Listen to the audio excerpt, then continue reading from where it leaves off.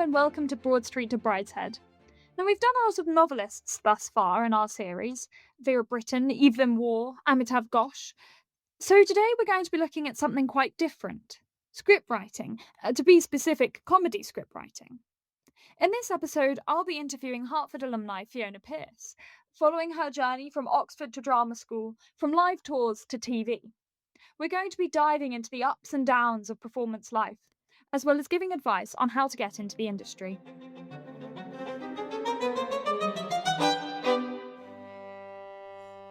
Fiona, thank you so much for joining me on the podcast. It's really great to have you today. I'm particularly excited because you're our first writer that we've got on who does comedy writing. And that's something that I really like to talk to you about because I think comedy is a really specific skill. So what I wanted to ask first was, did you always know that you wanted to do comedy writing, or was that something that developed later on? I think when I was little, like little, it was definitely what I was into. Watching shows that are quite ancient now, like French and Saunders and Absolutely Fabulous and Victoria Wood. Growing up, I was kind of the archetypal child sitting in front of a TV, writing down the script or recording on a video cassette and copying out the script. There was later gifted like collections of their scripts. Because obviously I think several family members could see, like, why is she writing this down? We could buy it from a shop. So I definitely started out loving seeing TV comedy. And then I just got really into the idea of like more serious acting. And so I sort of went down that route for a while. So comedy is in a way something I came back to when I started writing sketches, which was, after Oxford. So then, presumably coming into Oxford, you were quite interested in doing drama here as well. But what kind of motivated you to apply to Oxford specifically, and maybe even like to Hertford College? Well, English was my favourite subject. I loved it. I knew I just wanted to study the subject that I loved the most. I was very purist and not at all strategic, just following passion. And I applied to Hertford two reasons. One was that Professor Emma Smith, I should say, was one of the English tutors here. And she was really and is really renowned for Shakespeare and Renaissance drama. And I was really into all of that and thought, oh, if I could study with her, that would be incredible. From one-woman shows at the Burton Taylor to the many Shakespeare Garden plays of Trinity Town, Oxford's university drama scene is bustling with life. It's a fantastic opportunity to get into the theatre world, whether that's acting, writing, directing, lighting, costume. Oxford offers a host of different venues and funding sources to get student plays off the ground and into the air, including tours and trips to Edinburgh Fringe. So, how did Fiona get involved with drama during her time at Oxford? And how did it help her find her future career? Of course, that's another big reason I was drawn to like Oxford, is the idea that there was just so much theatre going on. So straight away started auditioning for things. And actually most of my time apart from studying was spent doing plays around Oxford, like open air, Shakespeare's in the summer, and then like things at the Burton Taylor. Yeah, things all around, which was great. I loved it. I mean, I remember being in a production of The Tempest, open air. I remember at the beginning, I was Ariel, and in the beginning, they wanted me to hide in this like old treasure box as the audience was coming into the garden. And then at the beginning, when it was my cue, I could like fling the box open and jump out and be like a magical spirit. Unfortunately, I was in the box so long that my legs on the first night were totally numb. So when I had to jump out of the box, I was like, ah! I remember it wasn't a magical aerial. I was like, when is the feeling coming back into my legs? But that's just great student staging that we had to learn. Had to learn you can't necessarily crunch your body up like that for half an hour. But yeah, there was lots and amazing. Really, it was just the fun of rehearsing them and putting them on. I'm sure the end products at the time were not as amazing for the audience to sit through, but it was really so great to be involved in them. And I made really good friends. And yeah, it was just being part of it all was really, really fun. Even actually, they used to do they probably still do this like summer tours. There was an international one and there was a UK one. And I did one that was in the UK that was like a Shakespeare tour, which was, really fun. the main thing is, of course, when you're here, the budgets are here for you. And I just think to anyone, just like make the most of having a college budget towards a production. Yeah, definitely. Yeah, I mean, I think there's a lot of help for productions today. There's so many different funding sources Yeah. in Oxford. Yeah, and the venues being available to you is incredible because as soon as you're out in the world, it's like all those things require a lot more logistics and a lot more thinking around the finances. Whereas when you're here and the opportunities there, it's very cool. Drama school. Mysterious institutions which churn out the great actors and actresses of our age. Stories of strange exercises, eccentric teachers, and close cohorts circulate about these educational institutions. But what is drama school really like? What was Fiona's experience going after Oxford? And who was the friend she accidentally ended up going with? It was just serendipity that we were very good friends at Oxford. She was at Keble. We met doing plays together, and then we both were applying to drama school, and we both got into the same one, and so we ended up in the same year, which was incredible. So we studied together for 3 more years in London at Central School of Speech and Drama, now Royal Central School of Speech. It wasn't Royal when I was there. Since been given that, which was amazing, and I met really great friends there and just did a lot of it was, again, I was really following a passion. University fees weren't as high then as well, I will say. So this was like also when it was like slightly more possible to do a second degree. Yeah, that I was just then following my acting dream. It was so much fun. We just did all of the typical things like you had to wear all black. You weren't allowed to wear a watch because you had to let go of time and just be present in the room. And we went to London Zoo and pretended to be zoo animals for hours.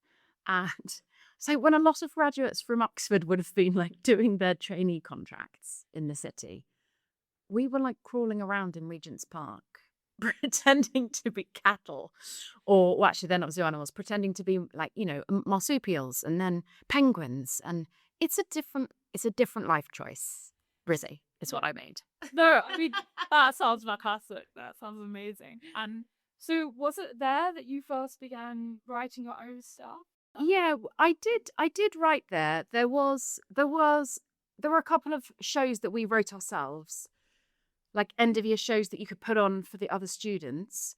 When I did dip my toe in writing some comedy, but really that didn't start in earnest till after I left because I was very much we were performing like amazing drama by brilliant playwrights. So actually didn't feel as necessary to write, you know, our own stuff, my own stuff at that point. But after we left, I wrote sort of returns to a big passion of mine from Oxford, actually, which was Virginia Woolf. And I wrote with a friend from drama school, I wrote a screenplay about Virginia Woolf and Vanessa Bell, her sister, and their relationship and their journey to become artists, which we which was a fantastic process. And we did a scheme with the old Vic through it, and we learned how to pitch. And we were told like, oh, a period drama is one of the most expensive things that you could possibly ask to make for your first film. We were like, oh, you mean money's involved and that's hard? Okay.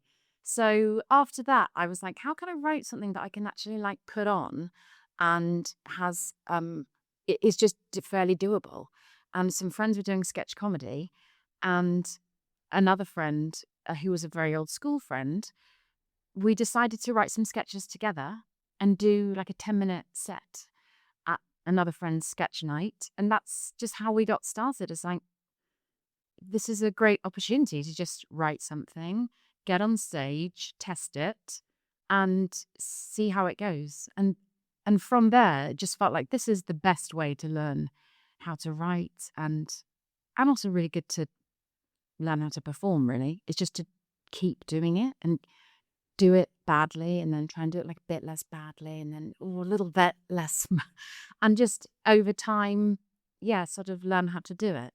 Definitely. So, is this the friend you're talking about? Because I know that you're in a duo, Croft and Pierce. Yes. So, is that That's Hannah Croft. Yes. Yeah, who was at Magdalen. So she was at Magdalen at the same time as I was here and was doing drama as well. but we didn't work together, but until after, yeah.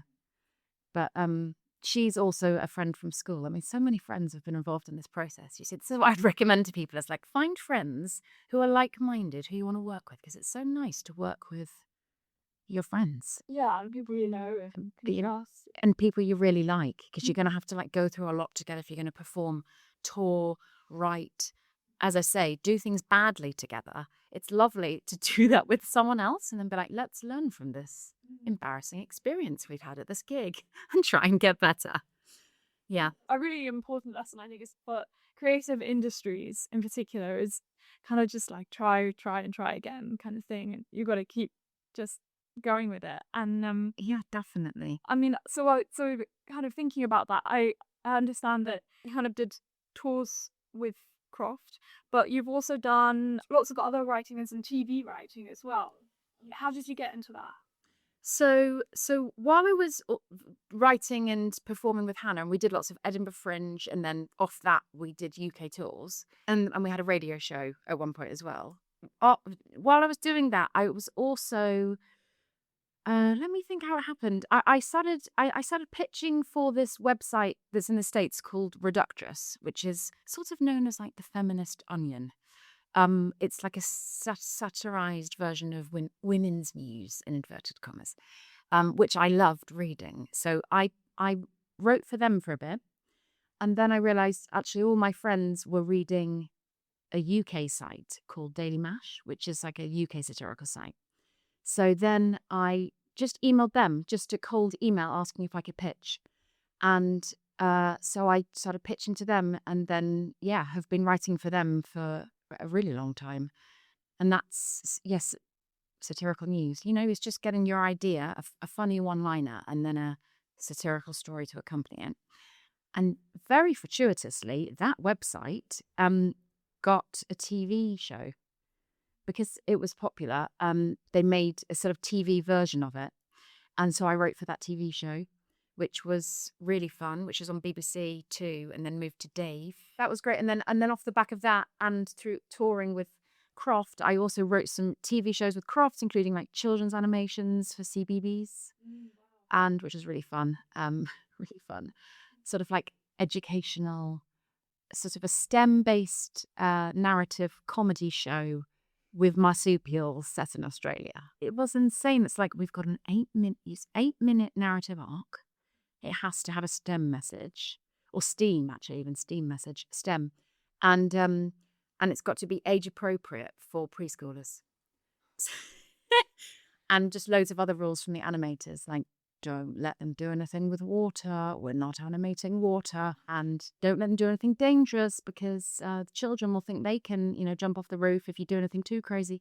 So it was amazing. It was really good experience and like handling feedback from a lot of different people, of editors, producers, all feeding back on ideas, and yeah, being very pragmatic and being like, oh, okay, how can I make this a bit better? How can I make it fall within these guidelines, but also keep it fun? So that was really good, actually, discipline learning. Yeah, getting the Mash TV show opened up some other writing opportunities for other satirical stuff, and then also doing the live touring opens up other opportunities to write for other people. Writing is hard. Writing comedy is really hard. And to have covered such a wide range of formats and styles, each requiring, as we've seen, different and often extremely specific elements, is incredibly impressive. So, how does Fiona go about her writing? How does she come up with ideas and develop them into laugh out loud pieces for varying audiences? I think I probably don't have one process for anything. On the whole, keeping notes of like funny or extraordinary or strange things that happen, just things that remarkable things that might happen, or just small things I notice. I just tend to try and keep a note. And especially for characters, it's just really helpful. And you don't know when you might have these interactions in a shop or a cafe or at your place of work. You might just think, oh, that's okay, or something with family. Um, so keeping notes is really good because then you always have stuff to go back to. And obviously, when I'm working with Hannah Croft, we can bounce ideas off each other and pool our ideas, which is really great. Live stuff, the process is always writing and testing and then refining and being willing to just chuck loads of stuff out that doesn't work. Um, and yeah, and I guess having written a lot live gives you a bit more confidence when you can't test it, that you sort of feel like you've you've honed some instincts, you hope, to know sort of what will work or what feels right for things. But it's always experimentation, really. And I would say I don't have a magic formula. And if there is one, I'd love to know. Yeah, it's really just like, it's observing a lot and really giving your attention to things and asking a lot. It's taking the time to really, I guess, uh, think and analyze things in a way that, isn't normal or healthy, probably. But it's like that, breaking things down that much is kind of how you find a bit of, hopefully, eventually hit something interesting and mine a bit of gold. You hope yeah, I think probably looking at things closely. Yeah, almost until they're not funny, probably. The other question I have is I don't understand how comedians don't laugh at their own stuff. I guess you spend so much time thinking about it. But I wanted to ask you as well, going back to sort of TV stuff, and I understand that you've done some work with the BBC. And can you talk a little bit about Oh, yes. So, and this is something I definitely recommend to anyone who's like interested in writing scripts. So there's this thing called BBC Writers, which is a website and is a part of BBC, and they exist to like find and nurture script writers. So they have loads of opportunities listed on their website, not just at the BBC, but various theatres around the country, or as often as like regional schemes. So if you're from not London or the southeast, you'll often find something that can be like specific to you, like specific to Wales or the southwest, which is quite good.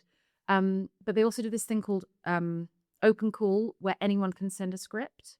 So I had an idea for a uh, drama with comedy, which I wrote and sent into the BBC, and so through that I got to be part of one of their schemes and get like all of the opportunities they give, like working with a script editor and meeting loads of amazing people and having lots of masterclasses and workshops. And they're really good. I would really recommend sending your stuff off because they do actually read it. They don't. It's not like scanned by AI, which I think probably some script competitions are. Um, yeah, there are real humans who read it, and if they respond to it, they will actually email you and get in touch, which is really great. Yeah, I think that's a really important thing to do, because I think, it can be quite hard to find your way in the industry when you're just starting out, and it's useful to have an organization that's trying to do something to like just give people a helping hand. Yeah, definitely. Is it because it is? I think obviously it's very isolated naturally. The role of a writer, if you're like sitting at your desk writing something, especially if you're writing TV, or probably the same, if you're writing prose or in fiction, and it's not planning on going on stage anytime soon, then to know what to do with it is helpful. And I think competitions, I wouldn't recommend competitions that make you pay loads of money. I know, so I understand they have to cover their readers' expenses, but just beware if you're having to pay money. But the BBC, they don't charge, and anyone, and it's all read anonymously as well. So it's just it's a good it's a good opportunity to get your work read, which is often the first challenge, isn't it? Yeah. Even getting someone to read it, which I think is another reason to nurture friendships or relationships with some like minds who might be up for reading your work, and you can be reciprocal about that. Because I've got friends, and my friend who was Keeble, who's an actress and a writer now, we will read each other's stuff, and obviously with Hannah and I've got some other friends who will all read each other's stuff, which is just lovely to know I've got my first layer of readers in my friendship group, and we can be honest because we're friends, and so we can take it. Yeah, I was wondering as well, do you find that's a similar thing with working in a writer's room? Because I understand you've you act in writer's moments? Like, you find that's a similar sort of vibe? Yeah, I guess it is. Yeah. The writer's room. So when I wrote for the Daily Mash show, which was called The Mash Report, and then it was called Late Night Mash, that was a writer's room. So it was so in practice that at the time it was like between probably 3 and 6 writers around a table, and we were pitching ideas for topical news stories or zeitgeisty news stories. So it's like it didn't have to be in the news that week, but something about our culture today that could be funny. Um, and yeah, that was great because I mean that was literally chatting. You would work a little bit on your own, literally working on your laptop in a writer's room in silence, and then you'd share ideas, and then you could kind of punch each other's ideas up a bit. And the head writer, well, he was pretty good at punching up some ideas. He was quite good. So yeah, that was collaborative.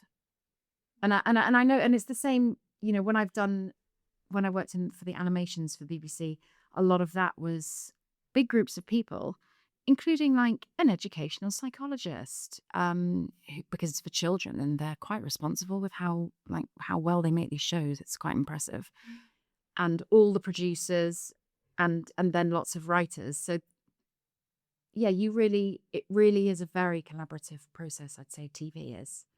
It's I know you get sort of one-off show writers and runners who would be a bit more like an auteur and probably potentially slightly less feedback from script editors and producers. But certainly a lot of comedy is written a bit more collaboratively. Yeah.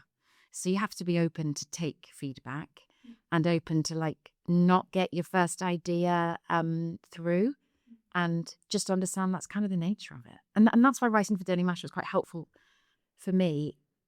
And equally, I would say performing sketch probably would be, it is similar in that you have to come up with loads of ideas and know that like maybe 10% will be okay to then revise and refine.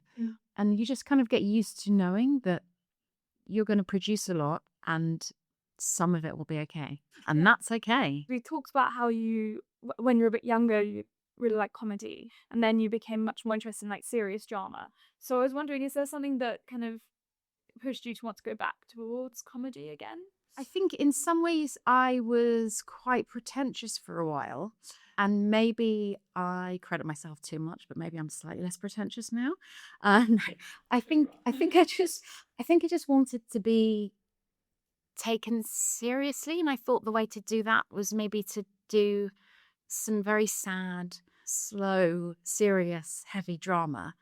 But actually, I think as well, being trying to make it as like a writer performer in your early 20s, you are going to come across, unless you're very, very lucky, and some people are, you're going to, your life's not going to be a string of incredible successes, let's say. So it's going to like be quite a grounding experience, and that's quite helpful because and it basically leans you towards comedy. Just for example, you end up having a load of jobs that are not very well paid, but you've got to pay your rent. So you're, you know, if you want to do something that's not sort of get a proper corporate job, you might have to have like a few part-time jobs to make ends meet. This is what me and a small community of people I know did. And that just naturally lends itself to comedy, I find, because you just find yourself in ridiculous situations. Like I used to do promotional work, which a lot of out of work actors do, or used to do, where you'd like hand out water at a tube station at 6 a.m. You'd hand out Volvic water, or I was on just like a lot of reception desks doing reception work quite badly. And all of that is just really great material. But I did a lot of other menial or some would say dead end jobs, but you know, they served a function and they give you a lot of material, and you can't take yourself seriously because you're just out in the world trying to survive. Yeah. Well, I mean, I think that sounds like that makes a lot of sense, because if you go and especially if you're doing lots of different jobs, which all slightly, strange, but and kind of just getting almost like an insight to loads of different worlds.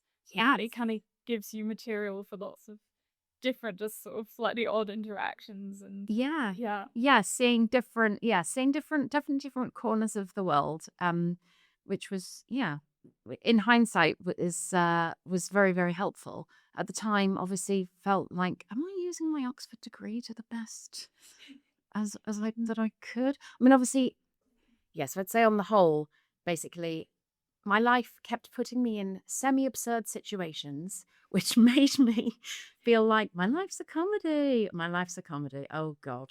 But that was actually really great because then it was quite empowering to use that. Yeah, definitely. Yeah. So I wanted to ask you as well, because I think you have like a business as well, not just with the script writing, but also with I guess like would you say like slogan writing as well? Oh yes. Like what kind of drew you to that? Do you think that's sort of given you good skills at I don't know, like creating a sort of condensed message? Like comedy's often quite snappy. And, Yeah, yeah. So that was actually one of my jobs, which I was on reception at a creative agency, and then I asked basically I saw Mad Men, and Peggy from Mad Men was a secretary who became a copywriter. And weirdly, I was a receptionist who became a copywriter. So in my head, I was like, I guess this is Peggy Olsen's journey. If you've seen Mad Men, that makes sense. But yeah, it was writing taglines for movies and TV shows, essentially, or like the trailer VO, or just coming up with concepts for entertainment advertising. So that was very fortuitous because yeah, sort of means part of my career is creating some entertainment, and part of my career is working out how to advertise entertainment. Um, and I mean, it's great for me because, yes, taglines are basically how can we condense this story into about 8 words max. I mean, 8 words is long. Designers are like the space for 3 words on my poster. Um, and so you're learning to condense a story or a feeling or just like an angle into so few words that is all really good for comment. That is, it's kind of what all writing is, isn't it? You kind of want to say what you want to say in as few words as possible. So yeah, that's been really great. And the other lovely thing about that for me is I I've got to read a lot of scripts over the years. So a lot of film scripts or TV scripts, which I mean, reading, and I would give this advice to people, is reading scripts is really helpful. If you want to write scripts, reading scripts, not just for how they're formatted, but for just how the story plays out or how you feel when you're reading it. Some writers can create just like a mood on the page, not just through the dialogue, but even through directions and the pace of the story. And there's a whole library of scripts actually on the BBC Writers website, so you can read them. But yeah, for me, I've got to read so much and see so much that's also been a nice little education alongside it being a job. script writing. It's like saying novel writing. There must be hundreds of different styles and approaches within the genre. And that's what I'd like to ask Fiona about. Having written both for live audiences and for TV, I was wondering whether she felt that there were any key differences between those two styles and how she tackled that. Yeah, well, from my experience, because TV involves loads of people, um, you're just like one of the cogs in the wheel of TV. So you don't have control over what's going to be filmed or be edited. Um, so you just don't have as much control. So there's that, which is like you sort of know if I'm going to do a tour with Hannah, I know what we're going to put on stage. No one else is going to say. It's only going to be me and Hannah. We love the power. And and and really it's for the audience to decide and me and Hannah. And so that's how those scripts get refined. But yes, at TV you let go of a lot of control. You also enter into a much larger collaboration, which is also can be really, really helpful. Um, And I think TV has a lot of practicalities, like the budgets. We've only got this set. Um, I know things can change if like the weather's bad or they can only get that room. You've got to be very, very pragmatic. Whereas on the stage, it's like, well, we're literally on a stage. And when we get to the venue, there'll be like a table and a couple of chairs. So, we've got these limitations. We're not in full costume. So there are those limitations.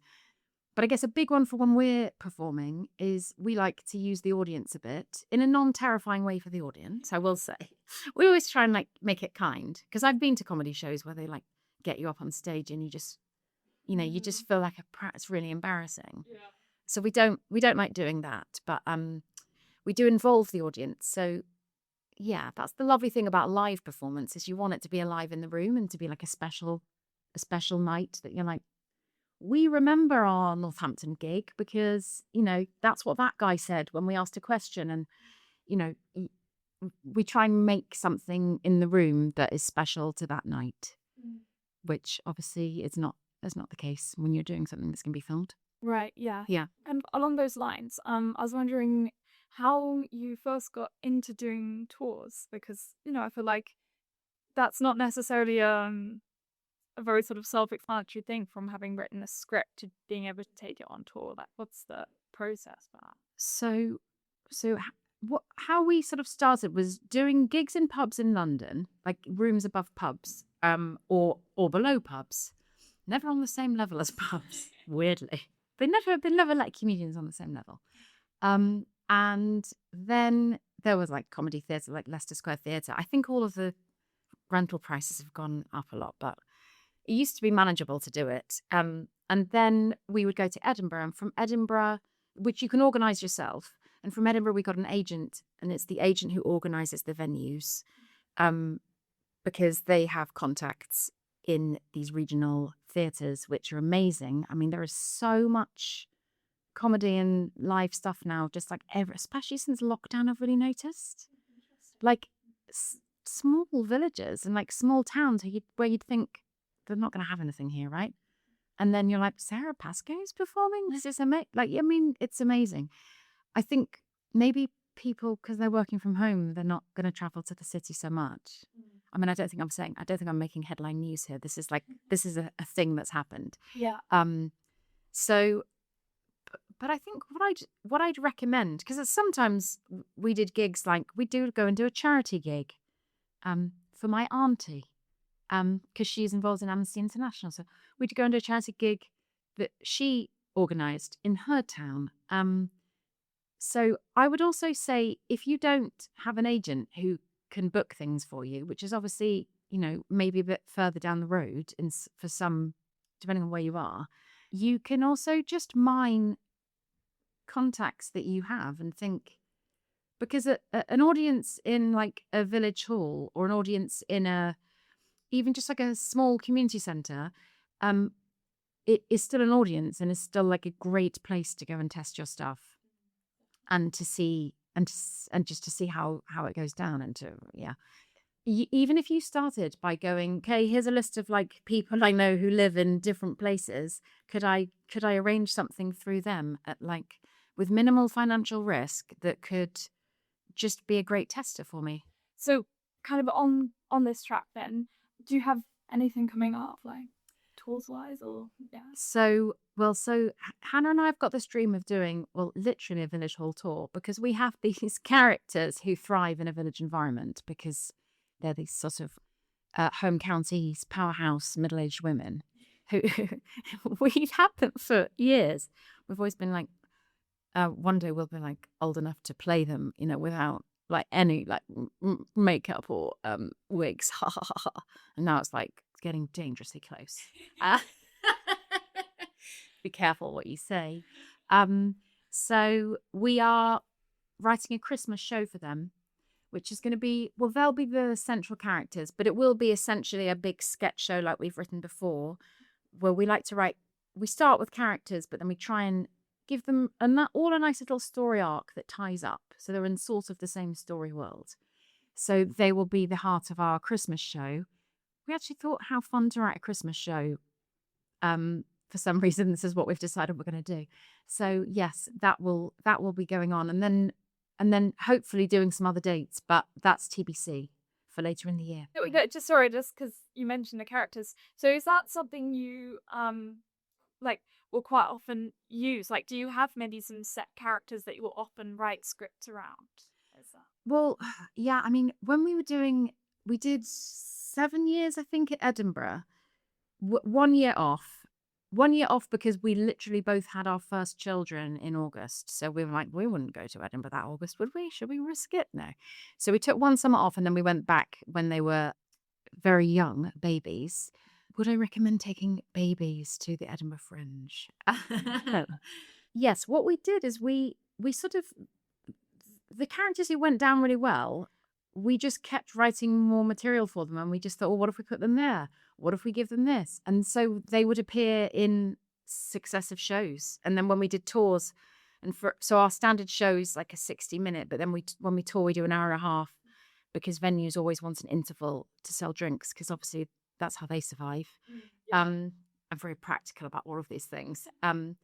So yeah, so naturally we just kept bringing back our favorite characters and ones that we felt like the audience liked. So we had like a brown owl who's really aggressive and kind of awful to her troop of brownies, treats them like her own personal army. So we had her, we had these characters, June and Jean, who are these middle-aged powerhouses. We had who are often like very suicidal over very small things like their jam not setting or John Lewis being closed.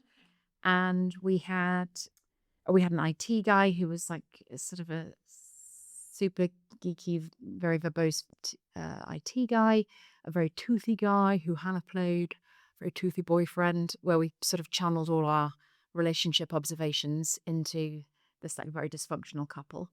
Yeah, and then we just kind of put people around them. Oh, it sounds fantastic. It sounds like an amazing world kind of living with all these creations that are all your own, and to see them sort of like take off and Yeah. people really enjoying what you've written. And Oh, yeah, it is. It is. It is. And I would say, like, it is good to think what, as you say, it's like, what world would I like to live in if I'm going to exist in a slightly imaginary world I've created for some of my life? Pick that world and make it something that you really love. yeah, Because I think that's why, like, I wouldn't want to write tragedies or like terrible dramas where awful stuff is happening. Even though sometimes like, I'm loving The Pit. Have you seen the show? I've heard about it. I mean, I think it's so good, but then I'm crying frequently. Frequently, I'm like saying to my husband, they're not going to let that child die, are they? That please tell me this is not going to. We've just got to watch it. Ugh. It's just terrible, but it's brilliantly written and brilliantly acted. But I wouldn't want to write that because I don't want to think. I don't want to think what's the worst case scenario. What's the worst case scenario for this group of perfectly happy people to have to go through? I'm happy to put characters through a lot of pain if there's a level of absurdity or that if we can find some humor or some redemption, there's some upwards trajectory for the arc of the story. I can handle it, but all out destruction and tragedy I struggle with. So that's why I wouldn't create that world. But I think I'm really glad some people do.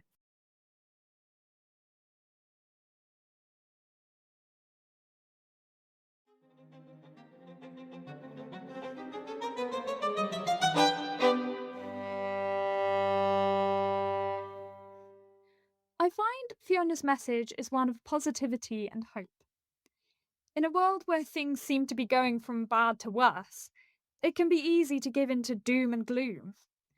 Comedy has the power to prevent that, to lift us out of indolent despair and motivate us to pick ourselves up and dust ourselves off when life gives us lemons. Fiona's journey has certainly taught me that doing what you love is the best path to follow, and that by trying, trying, and trying again, you can get where you want to go. Thank you so much to Fiona for coming to talk to me today, and thank you, listeners. I hope it's been uplifting, and see you next time.